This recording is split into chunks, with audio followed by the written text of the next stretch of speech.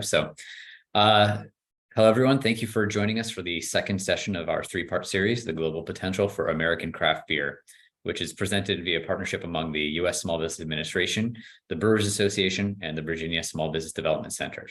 I'm Chris Van Orden, manager of the Craft Beverage Assistance and International Business Development programs at the Virginia SBDC. I should also mention I have been a brewery exporter in the past, so I'm right there with you.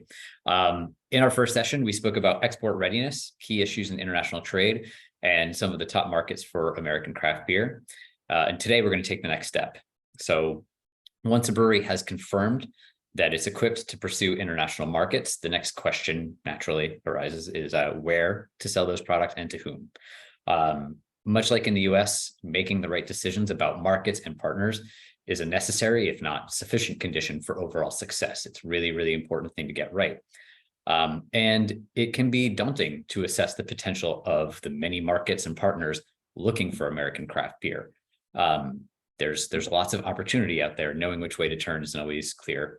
And there's no one size fits all approach for market selection. There's a wide diversity among breweries, and what's right for one company may not be right for the next. So all of that said, this isn't a process you have to manage alone. In this session, we'll cover the available tools and strategies to help weigh different opportunities and develop a strategy that suits your specific goals. Over the course of the next hour, you're going to hear from my co-hosts, Steve Parr of the BA and Dan Pache of the SBA, as well as our guests, who are Aaron Miller, Director of International Business Development at the Virginia SBDC, Grayson Shepard, founder of Cardinal Trading, and Chris Smith, co-founder of Virginia Beer Company. Before we dig in, just a few quick pieces of housekeeping. If you missed our first session or want to share the recording with a colleague, you can check out the video at the Virginia SBDC's YouTube page.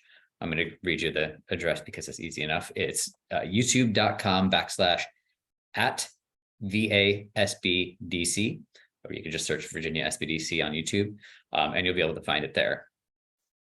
We're going to be recording today's session as well, so you can share this as soon as it gets posted.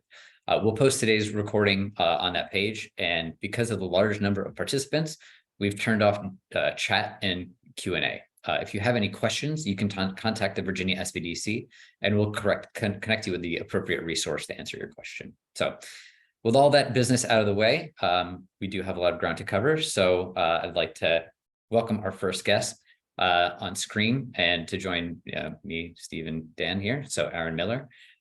So much of a company's international success is tied to market selection.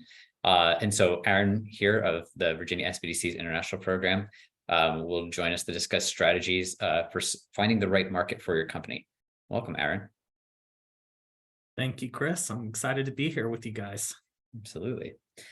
So in our first session, we heard from Sierra Nevada's Steve Grossman, how even Sierra Nevada, a very large brewery that most people have heard of, began thinking about exports when a foreign buyer came calling, right? That's what got them started. How can companies think about this when they're get that cold call? Like how can a company think about the right way to approach that situation where an email shows up one day? I mean, it's a great position to find yourself in, right? When you don't have to do any of the work and they're finding you, and it's a great way to demonstrate that there is at least some interest in your product and potential for you.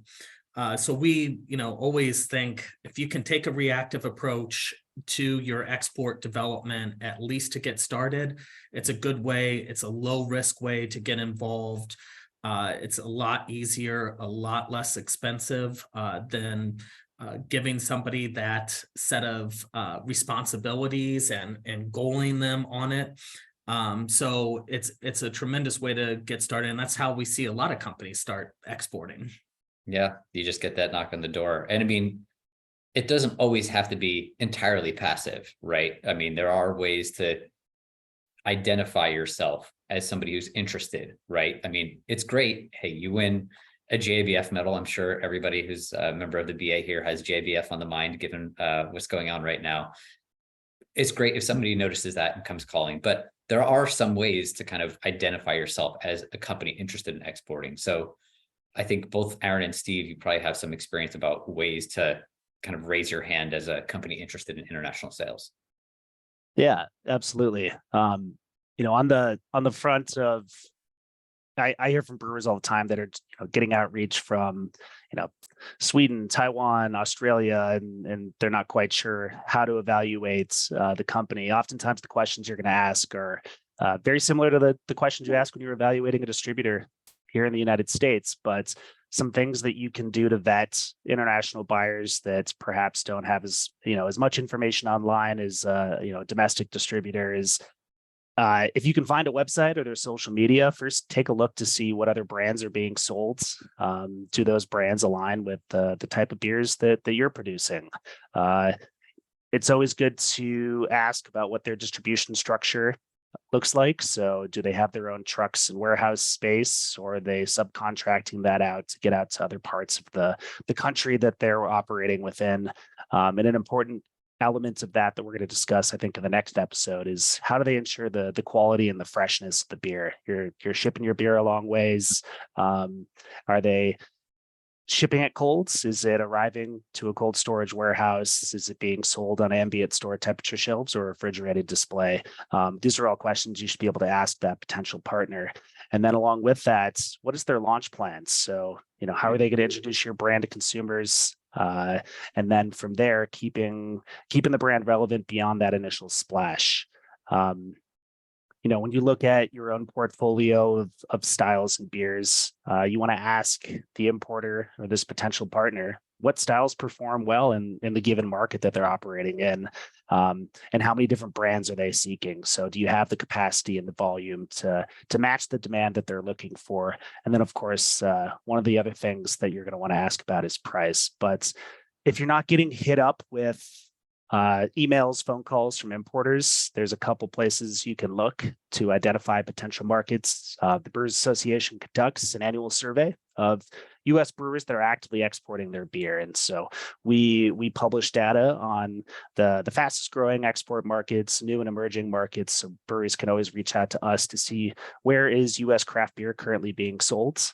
And we can provide data on whether there's evidence of those markets currently embracing craft. So do they have festivals and events? Are they opening up on and off premise outlets that specialize in craft beer? And is it able to support the local craft beer scene? And if not, potentially that's probably a sign that it could be a market to hold off on until a future date. Yeah, no, absolutely. And you were mentioned a little bit about some of the ways to kind of like determine if a partner is the right fit, right? Like you never know, somebody comes knocking on the door. Are they legitimate? Do they have a good track record? There's, of course, like, can they execute on this? Aaron, do you mind talking about some other ways that you might be able to vet a company that you're not 100% confident on?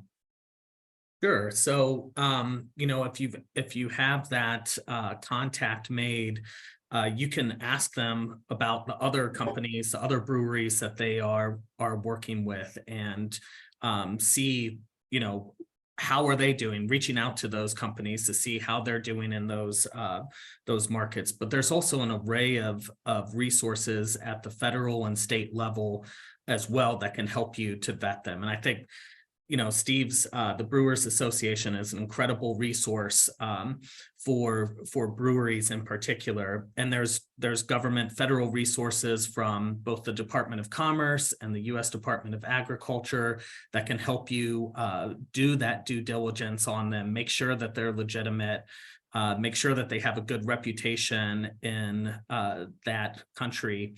And make sure they're financially, solvable, in a good position there. Mm-hmm. And they are who they say they are, right? Mhm. You get a blind inquiry in a given market. Who's to say they're real, right? They may say, send me some beer, and the check's in the mail. There are, of course, financial instruments to like hedge against that. And I feel like, Dan, we're going to cover some of that in our final session, Dan, on the finance side. So there's the money side of it, but are they who they say they are? Or is it somebody that you should be giving money to, depending on the market, right? There's always those kinds of things. So, there's an instrument called a gold key, which is a service that's provided through, federal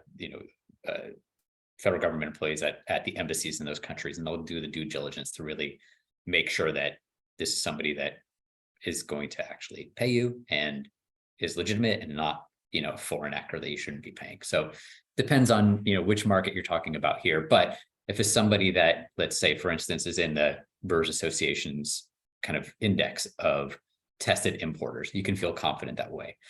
I personally have sold beer to foreign buyers that I met via reverse trade missions. So in those instances, an organizing group in the US, whether it's a federal or state government, some sort of government related group, brought those buyers to the US and brought them to different potential suppliers. Well, they certainly vetted the heck out of those folks to know that, like, if we're going to be arranging these kinds of relationships, they're above board. So of course you want to make sure your partner, you want to feel confident it's a good relationship, but just in terms of making sure that this is somebody you should be doing business with, there are plenty of tools out there. Yeah, Chris, you hinted at it on the BA websites. We've got a directory of importers. You select the country you're interested in. Right now, if you hit Korea, there's 20 different companies listed that we work with. And we're a small team, so folks fall through the cracks. We're always happy to jump on the phone and talk through that list or help provide some guidance on a company that's not listed. But you mentioned some of those reverse trade missions. Great American Beer Festival in September, we're bringing in 12 buyers to attend the festival for all 3 days, and we'll be setting up meetings. And all 12 of those buyers went through an application process and answered our qualifying questions before we put them out on the floor in front of the brewers. That's great. Yeah, that's one of those soft ways to just identify yourself. Again, even if you don't have an inquiry in hand or somebody coming looking to buy from you, going to festivals or conferences where you know that foreign buyers will be, attending JBF or CBC and going to the CBC, all of the international tracks. I promise that there are people from foreign markets who are there looking for suppliers. So it's a great place to learn, but it's also a place to identify yourself as a company looking for this. So there's always these activities, and some of them are lower threshold than others. It doesn't have to be, do I have 2 weeks and the resources to go attend an international trade show? It might be, hey, I'm at GABF. All I have to do is email Steve, and Steve will make sure that those 12 buyers know who I am. And in addition to sorry, go ahead, Dan. No, I was just saying, building on the, some of the additional background checking, whether it's, the BA or trade missions, reverse trade missions, Gold Key, from a financing perspective, exporting makes you stronger. As a brewery, it's not going to be such a dominant level of sales that, if anything, it's opening up more options. And, in my experience from both a practitioner and now in my role at SBA, that the additional scrutiny that every foreign buyer would go under, when a U.S. company is exporting to them, actually makes it a pretty safe way of conducting business. And that's where my team here at the SBA, the export finance managers, which are spread throughout the country, are another resource to anybody on the line, in addition to those offered by the SBDC and the BA. Yeah, I love it. So let's say, you've gone through all this, or maybe you've started out kind of being responsive to inquiries that have come across your desk, or you kind of met some people who said, okay, I want to be methodical about all this. We've started with the reactive approach so far. You might want to be more, hey, it's a big world. I want to make sure I'm choosing the right market. So I'm going to be more proactive about this. So Aaron, I think this is something that you do a lot in Virginia for all kinds of companies, helping people decide on the right market. So how can breweries in particular translate their goals and priorities into indicators, quantifiable indicators, ideally, to help guide their export strategy? Yeah, I think that's really important when you start to build your export program and think about it strategically, and not just have that reactive approach, like you said, really developing that proactive stance for it, and picking the indicators that are going to show that you have potential there, that you have success. So, what Steve mentioned, are they having a lot of festivals? And that could be an indicator that you're looking at. Is it an age demographic that you're looking to target? Do your beers have a certain theme to them that are going to resonate with other cultural aspects of that market? And of course, the shipping distance could be a big factor in this as well. Does it make sense? Is it still profitable for you to be looking at that market? Yeah. Yeah. I mean, both a freshness and a cost perspective, it's natural. Now, knowing the price tolerance of that market, right? How much does an average craft beer, even if it's a domestic craft, or what's the range price tolerance? Because we're going to hear from an importer very far from the East Coast, where Aaron and I are based, and Dan as well. But it's a market that still makes sense for a lot of people because of how the market is structured, how consumers behave. So, right, that's just something a factor to weigh when you're determining, which markets are going to be a best fit. And I should say, in all of this too, we mentioned a little bit about how market selection is going to look different for different companies. It's really important to have a good understanding of the nuances and differences in market structure and consumer behavior in different markets. There can be wildly different markets that, hey, okay, if you're only looking at trade data, it doesn't capture the fact that doing business looks very, very different there. So everything from very government controlled to very open market. So Steve, do you want to talk a little bit about how very different beer sales can look in different places? Yeah, I mean, the legal and commercial systems can vary quite a bit from what we have here inside of the United States with our three-tier system, pay to play, and what would be considered illegal here in the United States is very much common practice in other markets around the world. And so as you're interviewing potential partners for imports, and you look at the UK, for example, different importers are going to have a different footprint and outlet of where their beers are being sold. And so you're looking at, well, if, I really like this importer, but they're selling beers through a series of on-premise accounts that I'm not a big fan of or don't align with my branding, well, then perhaps you want to talk to some of the other ones. So there's that where they're selling directly to their own accounts, but then you might have some of the government monopoly type markets that exist in some of the Canadian provinces in Scandinavia, where you're selling directly to the national government and they're selling through their own stores, and they pretty much dictate where your beer is going to be sold, at what price, the styles that they're looking for, and the marketing opportunities that exist for you to support that brand. Yeah, it really varies enormously. It's important to make sure you have a good read on that, because that's going to affect everything from pricing to strategy. It may rule out certain markets for you, but it's a big world out there. I think if you're interested in exporting, there's a right market to. Yeah, and I'll just add that I think an important question to ask is, are you willing to visit the market? If it's not a place that you don't want to travel to, then it's probably not a good market for you to sell your beer in. Do you want to do some events and raise attention to support your brand beyond that initial splash? Or are you expecting your importer to do it all for you and then just reorder your beer next month? We're seeing that's not the case. Traveling to the market on the front side to understand pricing, styles, what the market looks like in terms of where beer is being sold, even if you haven't secured that importer yet. Traveling to the markets, we're doing trade missions. Chris will join us next month in London at the London Craft Beer Festival, where we'll talk with importers and he'll get immersed in the market so he can understand the place that he's trying to operate within. And after you've gotten to the markets, that face-to-face networking of building a relationship with an importer pays dividends. Trying to do it from your desk in California to sell beer in Sweden is a much harder lift than it is getting out to those events and festivals and sitting down face-to-face over a beer, breaking down cultural barriers and language differences and building that relationship. So do you want to travel to the markets is an important consideration when evaluating.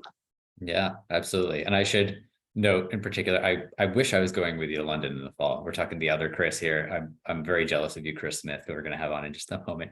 But that's actually leads to a really good set of issues I want to bring up about some of the tools and resources that are out there to make it easier to enter and be successful in a market. So all kinds of resources. You mentioned, Steve, some of the trade missions that you organize, and we can circle back to that and talk about what that actually looks like for companies.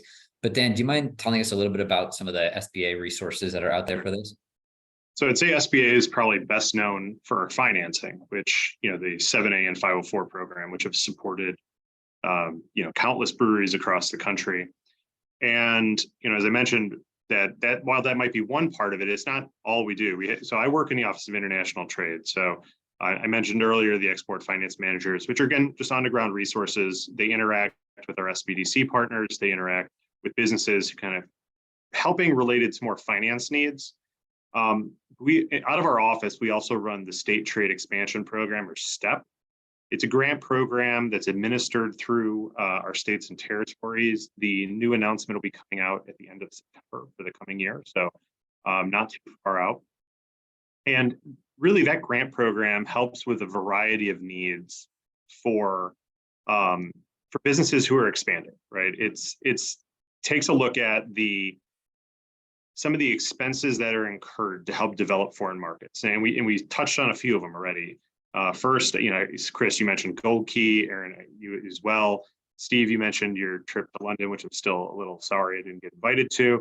But the STEP program for a brewery that's in a state that offers it, they can work with their contact in the state. They're typically out of economic offices, but it's pretty easy to find information online about and on the SBA website. And they can cover some of the costs related to a Gold Key service, which helps identify those buyers in foreign markets. If you're going on a trade mission, a trade show that's overseas, it can help defray some of the initial front end costs. So, since I'm in charge of the finance team, I look at STEP as being one of the tools that help with some of the pre-debt needs. You don't really get a loan to go on a trade mission. You don't get a loan to go, research foreign buyers. It's really more of the proof of concept side. I really believe financing is there for funding growth, and it's a lot of what we'll be discussing during our third and final panel. Is the loan side of it, and it's not necessarily related to trade or export, but really just taking a holistic view of breweries. But STEP is probably one of the most potent tools available to a small business who's looking to expand, and it helps with everything from the business plan to the trade mission to the Gold Key service, and really anything in between. We touched a little bit on some of the tools that are available to help underwrite foreign buyers, and I think EXIM Bank's trade credit insurance product, as well as some of those offered in the private sector, is another really great tool. I think the EXIM product's really beneficial in this context, because if you're just starting off, you can pay as you go, which is unique to the EXIM product compared to the private market. So you can pay for basically the coverage you need. It becomes a really good tool if you're going to be selling on terms to a buyer. So say you have an importer in Sweden, you're in California, you got to move your product, they want to pay you in 60 to 90 days. That product can do two things. It can help vet their financial security. So, it takes a look at underwriting them, and in the event of non-payment, that you're covered 95 cents on the dollar, and you pay, a small premium for that. And that can be a really good way of complementing the export side from a financing perspective, even though for breweries who are exporting, it doesn't typically fall into what we describe as trade finance or some of the international project financing. So those are probably the two tools that are available. The STEP grants, I think, frankly, if you're a brewery and you're on the line now and you're listening to us talk and you've tuned in for 2 and possibly 3 sessions, I hope you show up for the third, I strongly recommend you look at STEP. There's at least enough interest there. And then, from the insurance side or the more technical finance side, feel free to reach out to myself, to me, or members of my team. Our export finance manager team is here to assist, and we work closely again with our SBDC colleagues. Yeah, thanks, Dan. That's very helpful. Definitely echo. Even if you're not looking for for specific financial tools to support there's no reason not to pursue STEP grants, and there's a whole array of resources that can get mixed in with. And I should also point out, every state kind of deploys those differently, so they have different sets of rules. So it's important to understand the contours of how your state uses STEP funds, because there are other funds available, making sure that you're using it in the most complementary way, right? So some might cover airfare, some might cover other travel related expenses. So to that end, I think, Aaron, I'd like to see if you have any other resources along those lines that people should be aware of.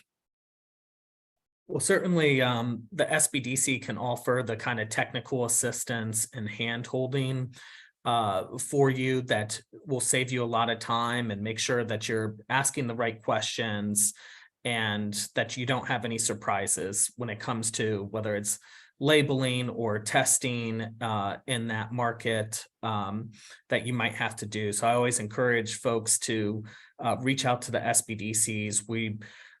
The international aspects of SBDCs can vary from state to state, but they're plugged into, a really strong network and can help you to find those answers for those questions and lay the groundwork before you get on that plane, and make sure you're going to get the biggest ROI for your trip overseas. Now, beyond the SBDCs, there are some other resources, some grant programs, for instance, that are available. For instance, this is something that I tell every brewery that I work with. Yes, you're a brewery, but you're also an ag value add light manufacturer. So being mindful of that. Aaron, do you mind telling us a little bit about the state, regional trade group? Yeah. So, and this is, there are 4 state trade regional groups across the US. We're most familiar with the one that covers some of the southern states, called SUSTA, but similar in the sense that they're receiving money from the USDA and have an array of different subsidized programs that you can tap into, and that can connect you to potential buyers, as we've talked about before. The reverse trade missions, they do a lot of those. At least it's been our experience here in Virginia. So another example of just raising your hand, getting on their radar, letting them know that you have some additional bandwidth, and they can reach out to you when they have these. Yeah, absolutely. And they may also offer participation in international trade shows. They may organize some trade missions as well that may be aligned with some of the things that the BA is doing. So Steve, do you want to talk a little bit about your trade missions and just what it looks like for companies that participate, and also any other BA resources that we haven't covered so far? Yeah, absolutely. So I think any brewers in the call are probably familiar with a lot of the domestic work that the BA does. The export development program is our exception to that domestic focus. It's a partnership with the U.S. Department of Agriculture. We're the beer funded group for the market access program. And so our job is to take this grant funding and spend it in ways that's going to promote and highlight and grow awareness for U.S. craft brewers and various markets around the world. They tell us where they want to go, but we do around 10 to 15 different shipments a year, either departing from the East or West Coast, that go out to trade shows, festivals. We get your beers into international beer competitions. We pay for those entry fees and the cold storage and customs clearance. So there's all these opportunities for you to get beer out to the events around the world. And with those festivals and trade shows serving as an anchor, we're doing trade missions now. So brewers are coming out with us to the London Craft Beer Festival, to the Korea International Beer Expo, and joining us at those festivals. We're doing activities surrounding those anchor events that include collaborations with local brewers. So you're brewing beer locally with the local craft brewers and building those relationships. And then there's release events. We do media events where it's a 5-course beer and food pairing lunch to bring in media as well as that importing community as well, to raise awareness and really elevate the image of American craft beer alongside food. We'll hear from Grayson Shepard here in a little bit. We put on our own festival in Tokyo, the American Craft Beer Experience, and he's one of 7 importers that help us put that event on. The brewers will be coming out with us. And so while we're promoting U.S. beers to the consumers, the importers are there as well for any new to market brands that want to build those relationships. So there's the events that we do and the shipments, but then we're also a resource for the education piece on evaluating new markets, looking at data on where U.S. craft beer is going. We tap into the untapped network and look at what beer consumers all around the world, what are they drinking, where are they going, what the demographics look like. So you have that research to kind of understand how the beer drinker in Japan differs from the beer drinker in Korea or Sweden and so on. We publish our own market research. And then again, there's that importer directory where we have our own network of those buyers that we're working with throughout the year. So I'm on the phone every single day with brewers from across the country addressing questions and regulatory issues. We don't always have the answer, but because of our affiliation with the U.S. Department of Agriculture and their foreign ag service that are stationed at the embassies around the world, we can always find that answer and help you guys navigate it. Awesome. Thanks, Steve. Yeah. The long and short of all this is you absolutely do not need to go through the market selection or partner identification process alone. There are tons and tons of resources that you can tap into, your association, your public, your state, federal resources. Absolutely make use of all of them. And I'll say from experience that just making yourself known to any one of these partners is going to put you on the radar of everyone else. There's no reason not to take full advantage of everyone. We will make sure that you get plugged into the right channels. That is a lot of what we do at the SBDC, is making sure that you're tapping every potential resource that's out there for you. So do not be shy. Hopefully, if you're not already exporting, by tuning in here, you've got a better read on it, and you will be able to use everything that's at your disposal. So Aaron, thank you so much for joining us for this session here. Really appreciate your time. And now I'd like to turn to Grayson, who Steve just alluded to, who is the founder of Cardinal Import in Japan. Hey, Grayson. Hello, everybody. Hey, Can you hear me? yes, indeed. Excellent. We're working on getting you spotlighted here. Just want to make sure everyone can see you. There you are. We see you. Perfect. Right. I should say right off the top, I want to acknowledge the fact that you're on the other side of the world, and we really appreciate you making the time for our audience here today. So we appreciate it. My pleasure to be here. Yeah. Well, I'm going to kick things off, but this is going to be an open discussion here. Can you just give us the kind of background story, what your journey was to opening a beer importing business in Japan? Absolutely. So I'm originally from Richmond, Virginia. I went to school in Georgetown in Washington, D.C. And I've been in Japan for the last 18 years. So I originally came over for completely unrelated reasons. I had studied Japanese in the U.S. And thought I'd work here for a few years, use my Japanese language skills, and then maybe move back to the States. But obviously, one thing led to another, and I'm still here. I started Cardinal Trading about 5 years ago after stints in various other industries. And the main reason was I really wanted to have more of a connection with where I'm from, with, where my home over here in Asia. And also at the time, there really was no, most of the craft beer you could find in Japan was from the West Coast. And as someone from the East Coast, from the South, I felt that, that was really a shame seeing the kind of growth in breweries every time I went home to visit. And so I really wanted to fix that. And for the past 5 years, I've been doing my best to do that. Yeah, I love it. That's the regional pride element of this. I guess that's underappreciated from my perspective. So I like that there's a little bit of you West Coast guys, although if there are any West Coast breweries here today, we love you too. So, obviously you've worked with lots of companies in the area that I cover. You've also worked with the Brewers Association. Yes. So you obviously have lots of touches with breweries. Can you tell us what you look for in a supplier? What makes a good supplier from your perspective, and what may not be as important? Sure. I really look at 5 main things. Number one is quality and consistency. Is the beer good? That's the default. Is also the beer consistent? If I order a keg of one of your flagship IPAs, is it going to be the same throughout the year? Because that's something that my customers will obviously pick up on and ask me about. So that's key. Second is shelf life. Now I'm not looking for a year-long shelf life on a hazy IPA, but it needs to be obviously 3 to 6 months, ideally a little bit longer. Something that will stay stable through the transportation process, and then allows me to have a certain amount of time to sell it in country in Japan. Next would be branding, especially your packaging. Does it have shelf appeal?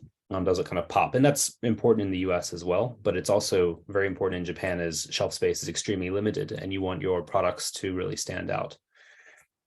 The next one for us as a company is kind of flexibility. I know we're getting into peak beer season, and supplies are tight for a lot of breweries. So how much are you able to supply us? And as an as an export market, we're obviously going to be lower priority than your local market. But every little bit helps, even if it's a few kegs or a few cases of a particular SKU. So, and also, having said that, you need allocations from us. Working that kind of thing out in advance, having that flexibility is really key. Mhm. The last thing for me personally is fit. Do we and you have a good fit, both in terms of portfolio, but also in terms of personality? I like to work directly with brewery owners and brewers. And so I make sure I have, video chats like this with ownership before we, export a single pallet. And I don't like doing it completely blind, because I like to know who I'm working with. And ultimately, customers want to know, because it's craft beer, who's making it, where is it coming from, and that's part of the story I need to be able to tell. And I really find that that's important long term to the success of the relationship. And less important things.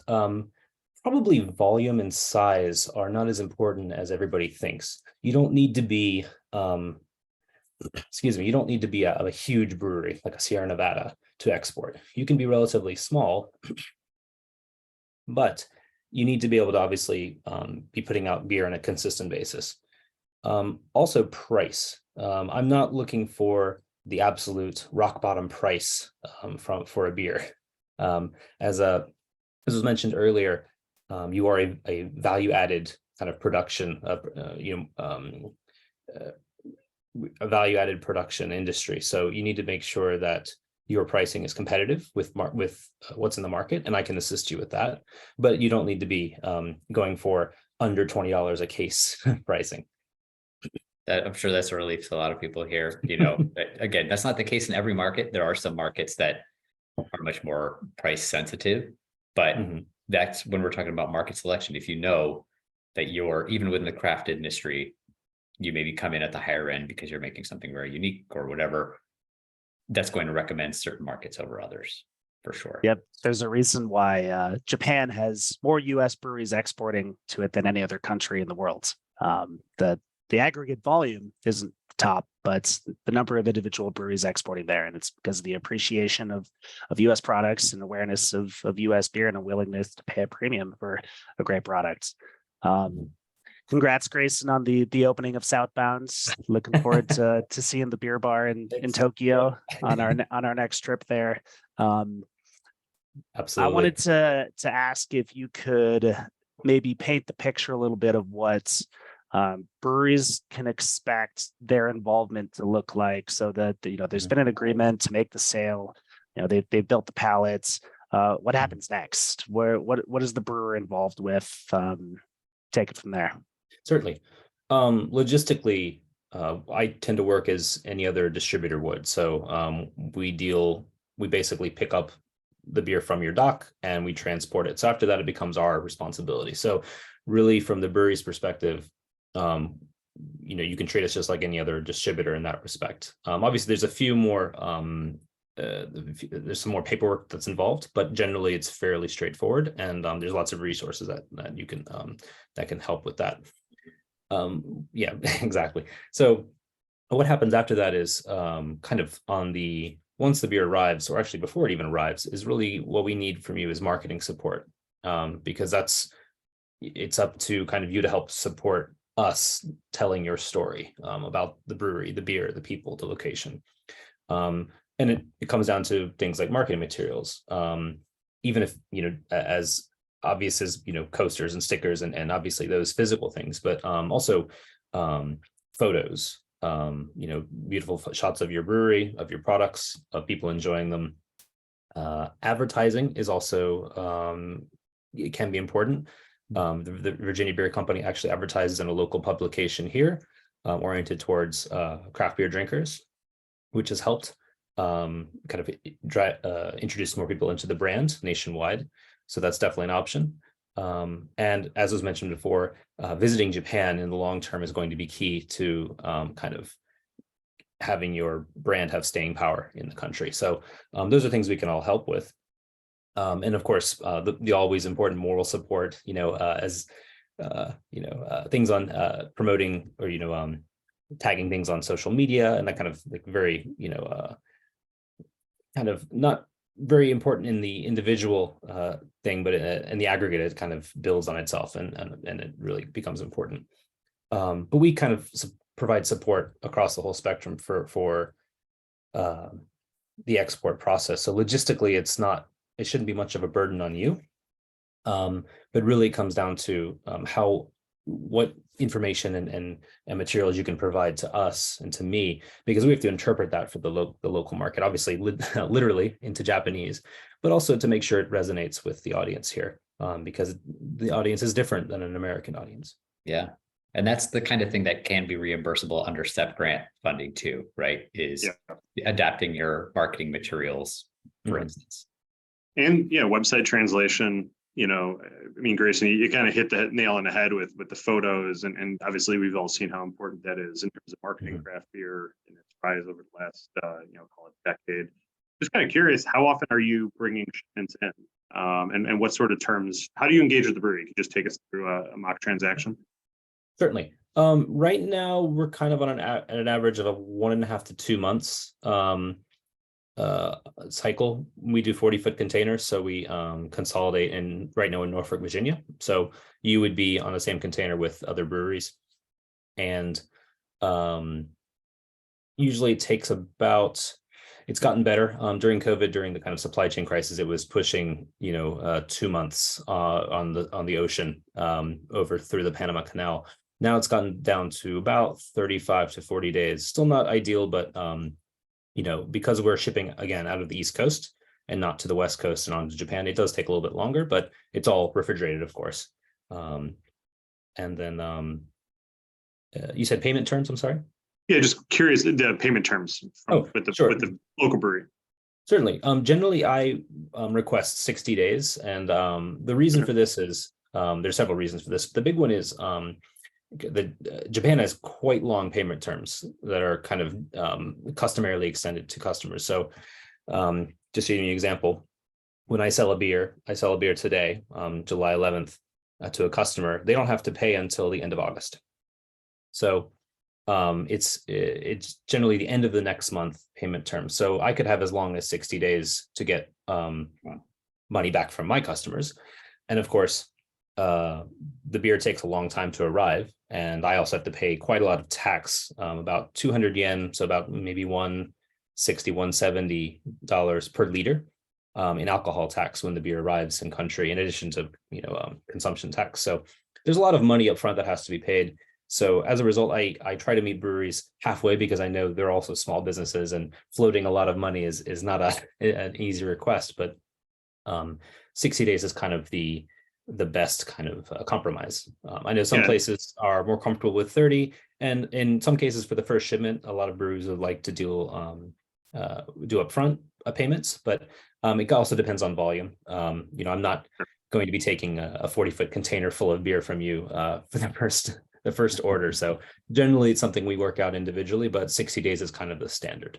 Yeah, and 60 days is really the industry, pretty normal payment terms too. So, and that's one of the biggest differences that businesses will experience when they start exporting, is just, they're used to cash in advance or getting paid right away, or maybe even at 30 terms locally.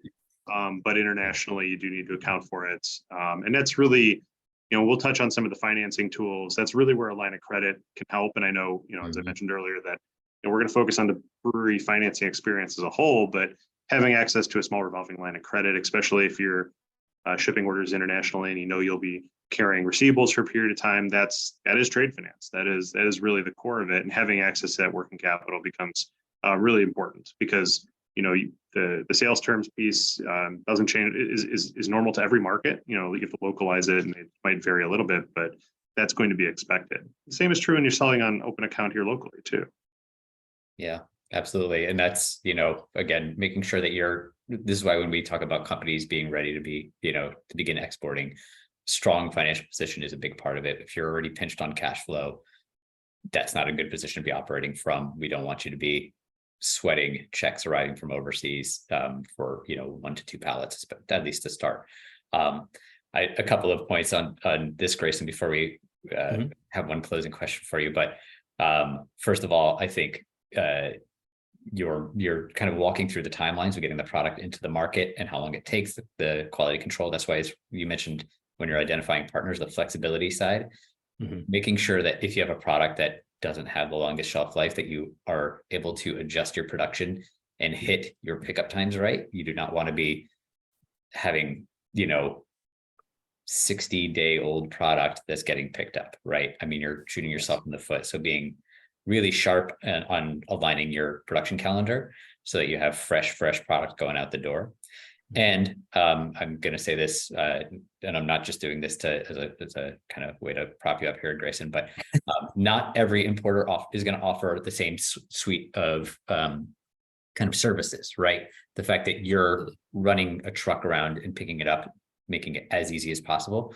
Depending on the market, you may have to get it to the port or something like that.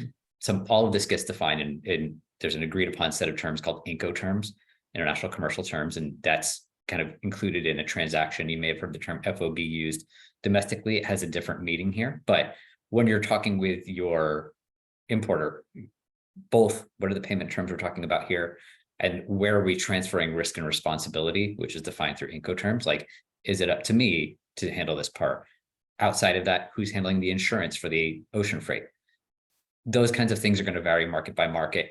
It just gets factored into your pricing and your strategy. So make sure you're asking all of these questions of your importer here. Now, we have to bring in our last guest here, but before I let you go, Grayson, is there any last parting bit of advice that you'd like to share with our audience, or something they should be doing, something they shouldn't be doing? Yes. So I think, as I mentioned before, the focus on quality is really key. And as you mentioned, getting those packaging dates for beers as close as possible to the pickup time. That's something I actually ask, Chris Smith from Virginia Beer Company will say the same thing. Providing those dates, those planned packaging dates, really helps me, because it's like, I can look at that and say, well, there's an IP that's going to be packaged right before pickup. I'll grab that. There's one that's a month old, and maybe I'll pass on that, because by the time it gets to market, I know how old it will be and how much, much longer I'll have to move it. So it's really helpful for me. And it also means that you're sending out the best possible product. Also, I think overall, think about export as not something that's transactional. Think about it as a long-term relationship, something you build over time. Some importers are very much a kind of one and done. They'll do pallets air freighted of something very trendy. Personally, I prefer to do something that's more longer term, and I think that's better suited to many of the breweries that are probably participating in this seminar. But just realize that you may not see a lot of results from that immediately. It will take time to develop and grow.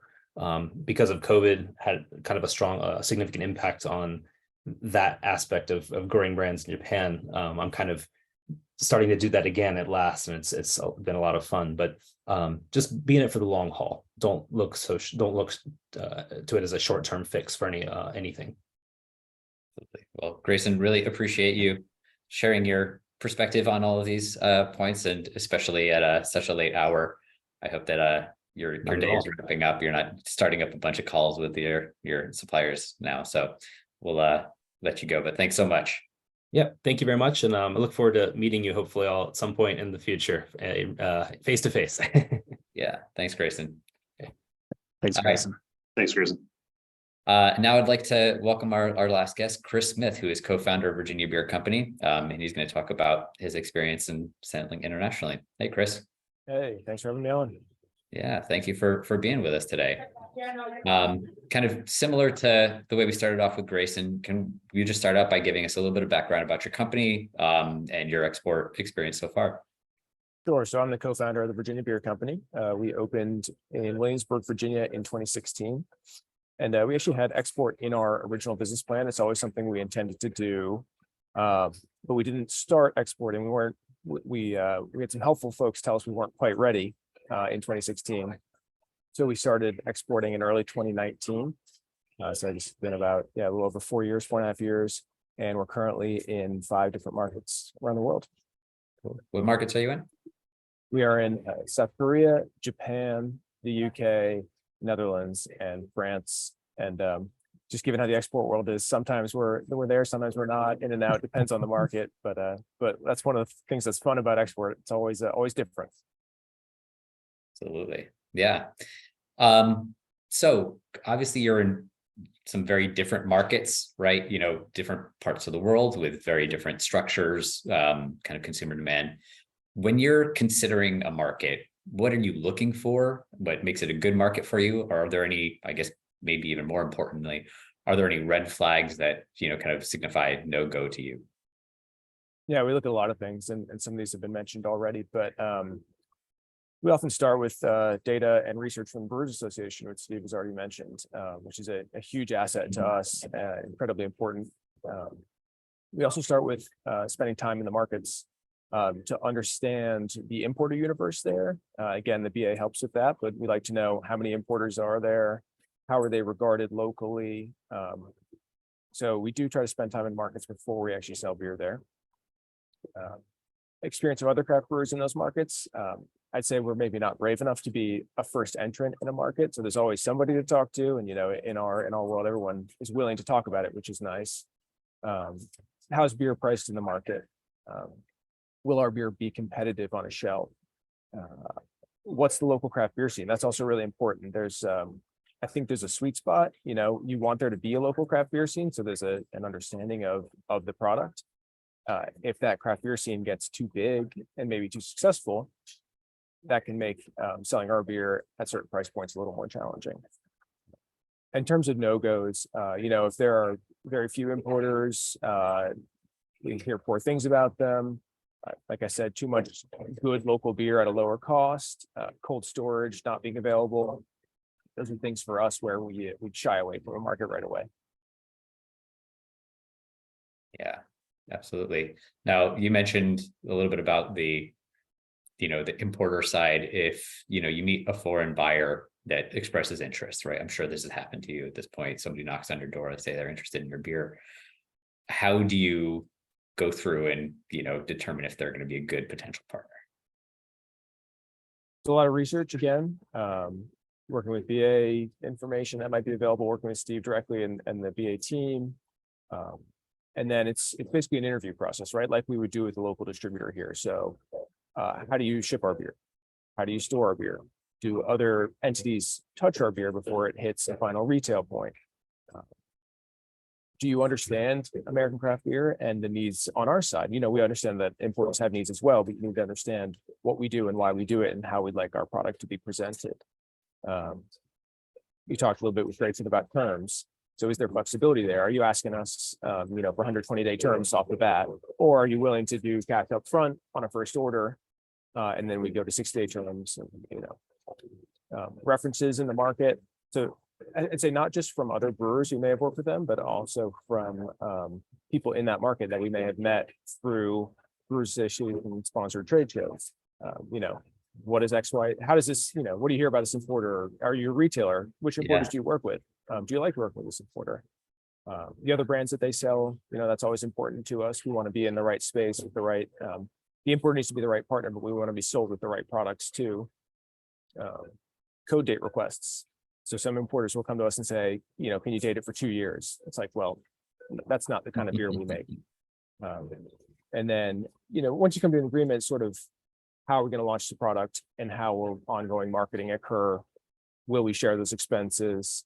And you can get a sense pretty easily, just like with distributors domestically, how committed they are to a long-term relationship versus just a quick buck. Yeah, that's very helpful. Chris, can you talk a little bit about how you guys go about deciding what you're going to send to a given market, and then perhaps what, you know, from the perspective of Virginia Beer Company, what that support looks like to help the importer with kind of sales after the beer's in the market? So what types of beer you mean specifically? Yeah. Yeah, so it really depends on the importer. Importers are all different, and some specialize in lots of variety, and they move beer quickly and they store it perfectly. Some service different kind of stores where we know it's going to be on a warm shelf for a while, slightly longer code dates, which is just customary in some markets. So we do pick and choose what goes to specific markets and specific importers based on that kind of information. And then in terms of the ongoing marketing, again, is somewhat dependent on the market. You know, we have worked in different ways in different countries. Like working with Grayson in Japan, that's a long-term relationship where we do commit money, some of it thanks to step grants, to marketing expenses. So we stay on the mind of the consumer. And then sometimes we'll do one-off special projects in certain markets. And those don't necessarily require the same amount of investment in long-term marketing. And we find that both of those can be effective. You know, one-off projects can lead to a relationship with the importer you work with or a new importer once there's consumer demand for your product in a market. So we do work in different ways like that. I think, like I mentioned earlier, it's fun because it's always different. There's always something unique about every market. You know, no country around the world is the same as another. So, Chris, you mentioned that exporting was part of your plan. You had some advice on maybe the timing of it. Can you tell us a little bit about some of the resources and engagement and kind of how that conversation worked and ultimately what it translated to for Virginia Beer Company? Sure. So yeah, we engaged the Virginia Export Development Program at the end of 2016. So we hadn't even been open for a year yet. And we spoke to them about our interest in exporting. And they very wisely, you know, looked at everything we were doing and said, you're not ready for this. You really need to think about how your beer is going to be presented on a shelf in Japan when it arrives. So we took some time, we invested more in our lab capabilities. We invested time in learning about export and how it all worked, working with the BA, the Export Development Program, the SBDC, working with the Virginia Economic Development Partnership. And I think by the time they came around that we were ready to do it, we had a lot more knowledge than we would have had. I think if we had started in 2016, it would have been a big error. But what amazes me is just the sheer amount of resources available to breweries who are interested in export. It's incredible, not just in terms of funding, but in terms of knowledge. There's no chance we could do what we've been able to do without all of that. So I do encourage any brewery who has any interest in getting involved in the EDP, speaking to your SBDC, working with the SBA, working with any state resources or those regional resources that were mentioned earlier, because it is just phenomenal. Chris, we really appreciate you sharing your expertise here too. You know, it's all good to hear from, well, Steve is very firmly a beer guy, and I think Dan and I are I don't know, honorary, or I don't know. Jason. We're Jason. Yeah. I'm industry adjacent is how I look at it. I'm maybe recovering, or I don't know what you call it, but anybody can be a beer person. That's the beauty of the industry. Yes. Absolutely. Well, Chris, we really appreciate it. And same question to wrap up with you as we asked Grayson. Any parting words you think that our audience should hear before we let you go? Yeah, I want to echo what Steve mentioned earlier, which is that if you want to do this and do it effectively, you have to commit time and resources. And a lot of that time will be spent in markets. It's not easy. It's not cheap. It does pull you away from other responsibilities at your brewery, but I don't think you'll truly be successful and build a long-term export program unless you commit to being in the market and being face-to-face with the people that you'll do business with. Well, it's great to hear about your journey and how you've been able to be successful at it. So thanks so much for joining us today, Chris. No, thanks for having me, guys. Thank you, Chris. So our time is just about up for the day. So on behalf of my co-hosts, Dan and Steve, I'd like to thank you all for joining us. And I'd like to also thank our guests, Aaron, Chris, and Grayson, for their time and expertise. If you haven't already registered for our third and final session, Dan's going to be leading a discussion on getting the international deal done on July 25th at noon Eastern, 9 a.m. Pacific. If you've registered today, which you obviously did, you'll receive an email with a link to register, as well as a recording of today's sessions. Thank you so much for tuning in, and we'll see you all in 2 weeks. See you next time. Thanks Take all. care.